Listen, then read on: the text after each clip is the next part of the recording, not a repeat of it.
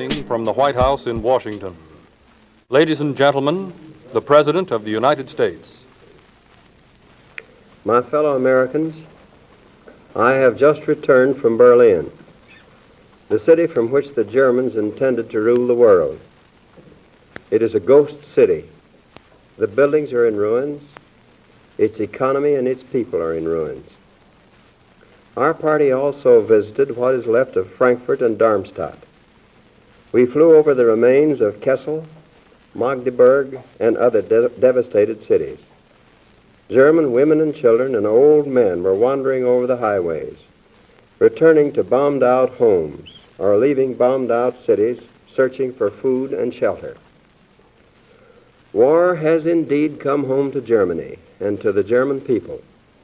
It has come home in all the frightfulness with which the German leaders started and waged it. The German people are beginning to atone for the crimes of the gangsters whom they placed in power and whom they wholeheartedly approved and obediently followed. We also saw some of the terrific destruction which the war had brought to the occupied countries of Western Europe and to England. How glad I am to be home again, and how grateful to Almighty God that this land of ours has been spared. We must do all we can to spare her from the ravages of any future breach of the peace.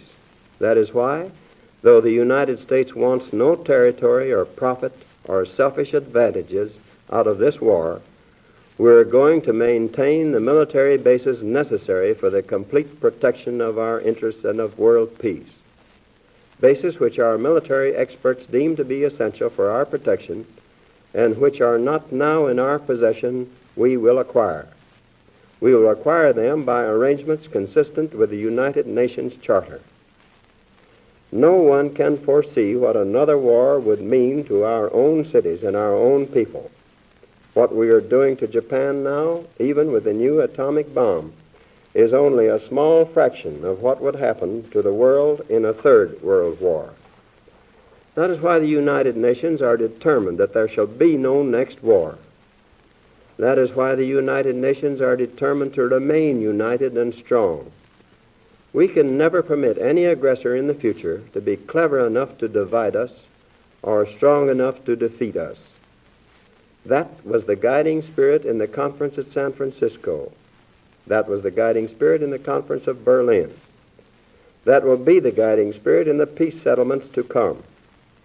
In the conference of Berlin, it was easy for me to get along in mutual understanding and friendship with Generalissimo Stalin, with Prime Minister Churchill, and later with Prime Minister Attlee.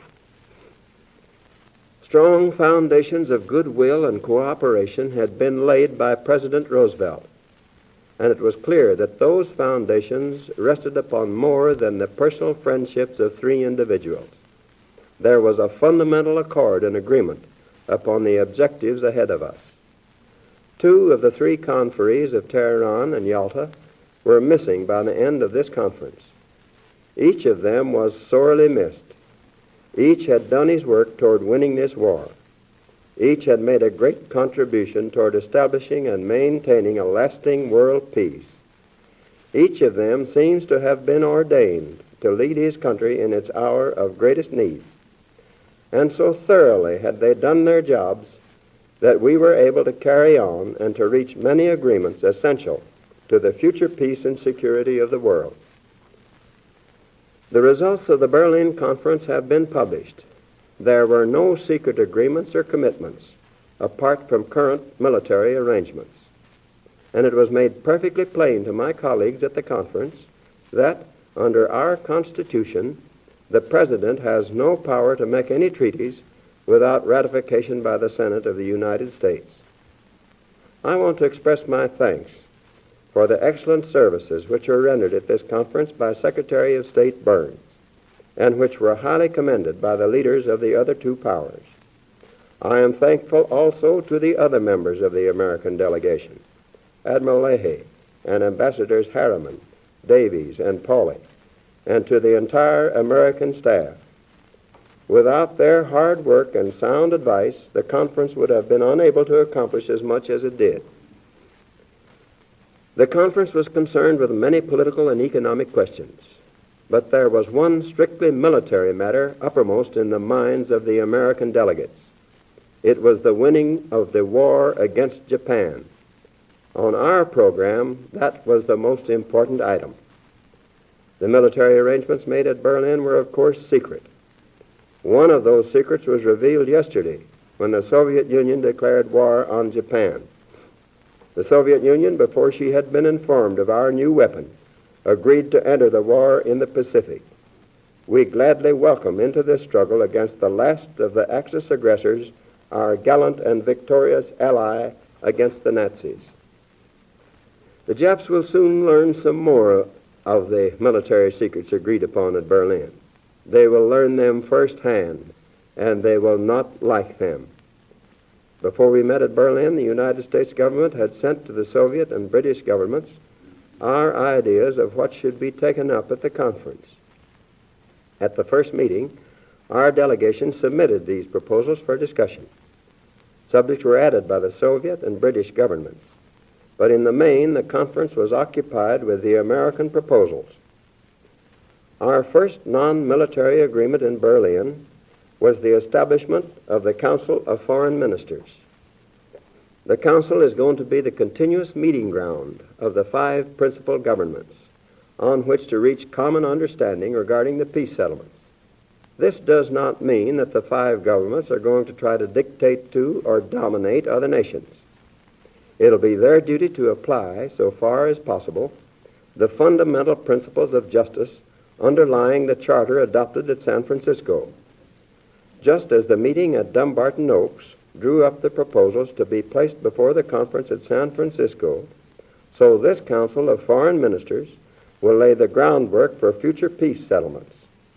This preparation by the Council will make possible speedier, more orderly, more efficient, and more cooperative peace settlements than could otherwise be obtained. One of the first tasks of the Council of Foreign Ministers is to draft proposed treaties of peace with former enemy countries, Italy, Romania, Bulgaria, Hungary, and Finland. These treaties, of course, will have to be passed upon by all the nations concerned. In our own country, the Senate will have to ratify them. But we shall begin at once the necessary preparatory work. Adequate study now may avoid the planting of the seeds of future wars. I am sure that the American people will agree with me that this Council of Foreign Ministers will be effective in hastening the day of peace and reconstruction. We are anxious to settle the future of Italy first among the former enemy countries. Italy was the first to break away from the Axis. She helped materially in the final defeat of Germany. She has now joined us in the war against Japan. She is making real progress toward democracy. A peace treaty with a democratic Italian government will make it possible for us to receive Italy as a member of the United Nations. The Council of Foreign Ministers will also have to start the preparatory work for a German peace settlement. But its final acceptance will have to wait until Germany has developed a government with which a peace treaty can be made. In the meantime, the Conference of Berlin laid down the specific political and economic principles under which Germany will be governed by the occupying powers. Those principles have been published. I hope that all of you will read them. They seek to rid Germany of the forces which have made her so long feared and hated, and which have now brought her to complete disaster. They are intended to eliminate Nazism, armaments, war industries, the German general staff, and all its military tradition. They seek to rebuild democracy by control of German education, by reorganizing local government and the judiciary, by encouraging free speech, free press, freedom of religion, and the right of labor to organize. German industry is to be decentralized in order to do away with the concentration of economic power in cartels and monopolies. Chief emphasis is to be on agriculture and peaceful industries. German economic power to make war is to be eliminated. The Germans are not to have a higher standard of living than their former victims, the people of the defeated and occupied countries of Europe. We are going to do what we can to make Germany over into a decent nation, so that it may eventually work its way from the economic chaos it has brought upon itself back into a place in the civilized world. The economic action taken against Germany at the Berlin Conference included another most important item: reparations. We do not intend again to make the mistake of exacting reparations in money and then lending Germany the money with which to pay.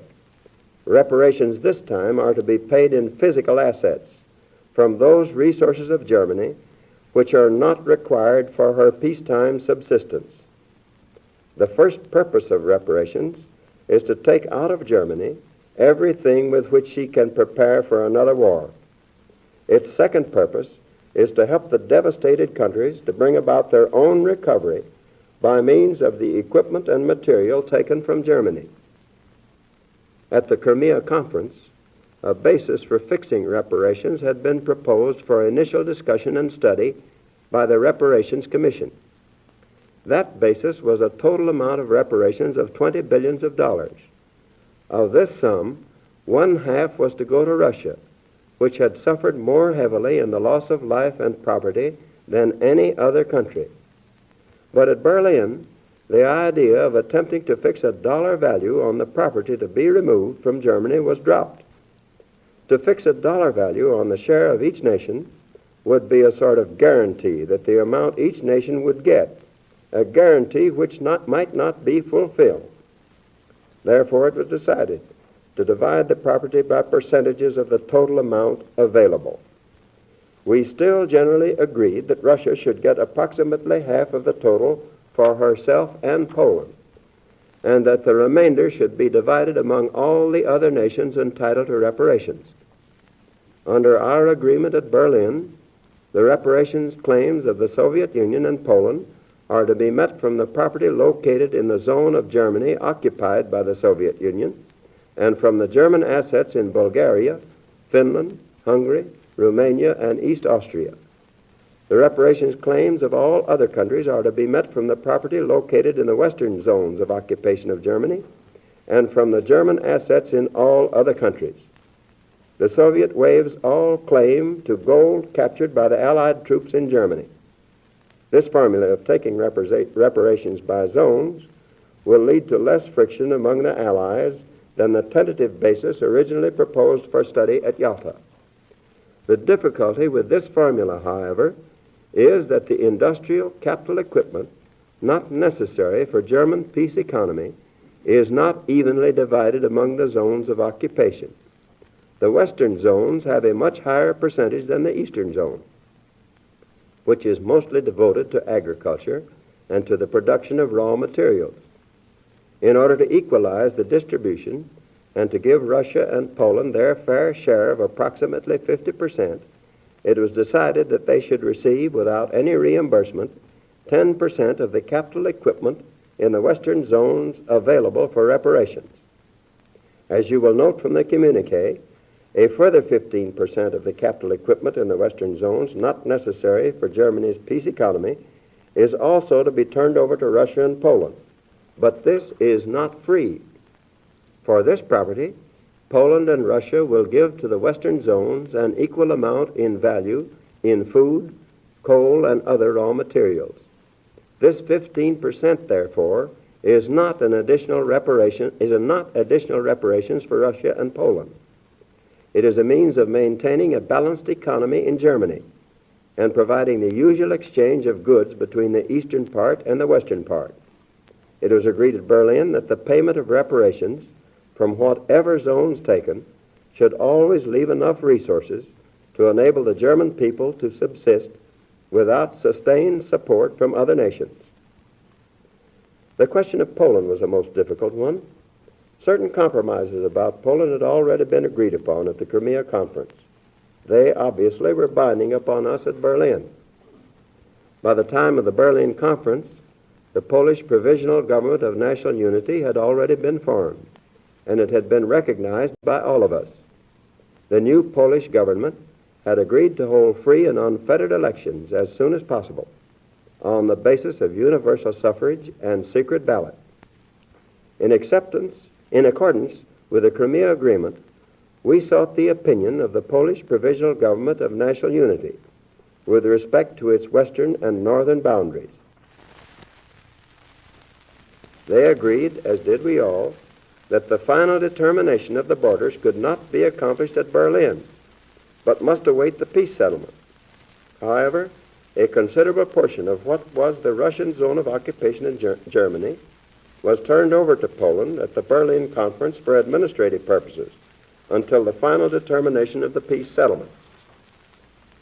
Nearly every international agreement has in it the element of compromise. The agreement on Poland is no exception. No one nation can expect to get everything that it wants. It is a question of give and take, of being willing to meet your neighbor halfway. In this instance, there is much to justify the action taken. An agreement on some line, even provisionally, was necessary to enable the new Poland to organize itself and to permit the speedier withdrawal of the armed forces which had liberated her from the Germans. In the area east of the Curzon line, there are over 3 million Poles who are to be returned to Poland. They need room to settle. The new area in the west was formerly populated by Germans, but most of them have already left in the face of the invading Soviet army. We were informed that there were only about 1.5 million Germans left. The territory the Poles are to administer will enable Poland better to support its population. It will provide a short and more easily defensible frontier between Poland and Germany. Settled by Poles, it will provide a more homogeneous nation. The three powers also agreed to help bring about the earliest possible return to Poland of all Poles who wish to return, including soldiers, with the assurance that they would have all the rights of other Polish citizens. The action taken at Berlin will help carry out the basic policy of the United Nations toward Poland, to create a strong, independent, and prosperous nation, with a government to be selected by the people themselves. It was agreed to recommend that in the peace settlement, a portion of East Prussia should be turned over to Russia. That, too, was agreed upon at Yalta. It will provide the Soviet Union, which did so much to bring about victory in Europe, with an ice-free port at the expense of Germany. At Yalta, it was agreed, you will recall, that the three governments would assume a common responsibility in helping to establish in the liberated and satellite nations of Europe governments broadly representative of the democratic elements in the population. That responsibility still stands. We all recognize it as a joint responsibility of the three governments. It was reaffirmed in the Berlin Declarations on Romania, Bulgaria, and Hungary. These nations are not to be spheres of influence of any one power. They are now governed by Allied control commissions composed of representatives of the three governments which met at Yalta and Berlin. These control commissions, it is true, have not been functioning completely to our satisfaction, but improved procedures were agreed upon at Berlin. Until these states are reestablished as members of the international family, they are the joint concern of all of us. The American delegation was much disturbed over the inability of the representatives of a free press to get information out of the former German satellite nations. The three governments agreed at Berlin that the Allied press would enjoy full freedom from now on to report to the world upon all developments in Romania, Bulgaria, Hungary, and Finland. The same agreement was reaffirmed also as to Poland. One of the persistent causes for wars in Europe in the last 2 centuries has been the selfish control of the waterways of Europe. I mean the Danube, the Black Sea Straits, the Rhine, the Kiel Canal, and all the inland waterways of Europe which border upon 2 or more states. The United States proposed at Berlin that there be free and unrestricted navigation of these inland waterways. We think this is important to the future peace and security of the world. We propose that regulations for such navigation be provided by international authorities. The function of the agencies would be to develop the use of the waterways and assure equal treatment on them for all nations. Membership on the agencies would include the United States, Great Britain, the Soviet Union, and France, plus those states which border on the waterways. Our proposal was considered by the conference and was referred to the Council of Ministers. There, the United States intends to press for its adoption. Any man who sees Europe now must realize that victory in a great war is not something you can win once and for all, like a victory in a ball game. Victory in a great war is something that must be won and kept won. It can be lost after you have won it, if you are careless or negligent or indifferent. Europe today is hungry. I'm not talking about Germans. I'm talking about the people of the countries which are overrun and devastated by the Germans, and particularly about the people of Western Europe. Many of them lack clothes and fuel and tools and shelter and raw materials. They lack the means to restore their cities and their factories. As the winter comes on, the distress will increase. Unless we do what we can to help, we may lose next winter what we won at such terrible cost last spring. Desperate men are liable to destroy the structure of their society, to find in the wreckage some substitute for hope. If we let Europe go cold and hungry, we may lose some of the foundations of order on which the hope for world peace must rest. We must help to the limit of our strength, and we will. Our meeting at Berlin was the first meeting of the great Allies since the victory was won in Europe. Naturally, our thoughts now turn to the day of victory in Japan. The British, Chinese, and United States governments have given the Japanese people adequate warning of what is in store for them. We have laid down the general terms on which they can surrender. Our warning went unheeded. Our terms were rejected. Since then, the Japanese have seen what our atomic bomb can do. They can foresee what it will do in the future. The world will note that the first atomic bomb was dropped on Hiroshima, a military base. That was because we wished in the first attack to avoid, insofar as possible, the killing of civilians. But that attack is only a warning of things to come. If Japan does not surrender, bombs will have to be dropped on her war industries, and unfortunately, thousands of civilian lives will be lost. I urge Japanese civilians to leave industrial cities immediately and save themselves from destruction. I realize the tragic significance of the atomic bomb. Its production and its use were not lightly undertaken by this government, but we knew that our enemies were on the search for it. We know now how close they were to finding it. And we knew the disaster which would come to this nation and to all peace-loving nations, to all civilization, if they had found it first. That is why we felt compelled to undertake the long and uncertain and costly labor of discovery and production. We won the race of discovery against the Germans. Having found the bomb, we have used it.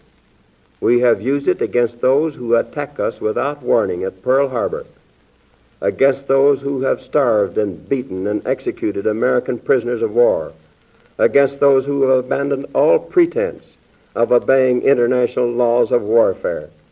We have used it in order to shorten the agony of war, in order to save the lives of thousands and thousands of young Americans. We shall continue to use it until we completely destroy Japan's power to make war. Only a Japanese surrender will stop us.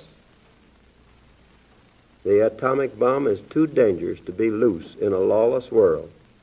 That is why Great Britain, Canada, and the United States, who have the secret of its production, do not intend to reveal that secret until means have been found to control the bomb so as to protect ourselves and the rest of the world from the danger of total destruction.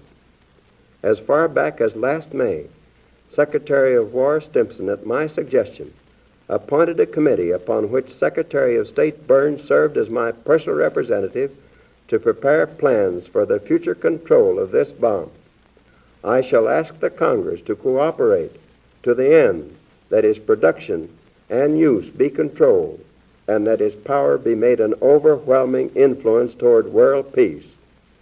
We must constitute ourselves trustees of this new force to prevent its misuse and to turn it into the channels of service to mankind. It is an awful responsibility which has come to us.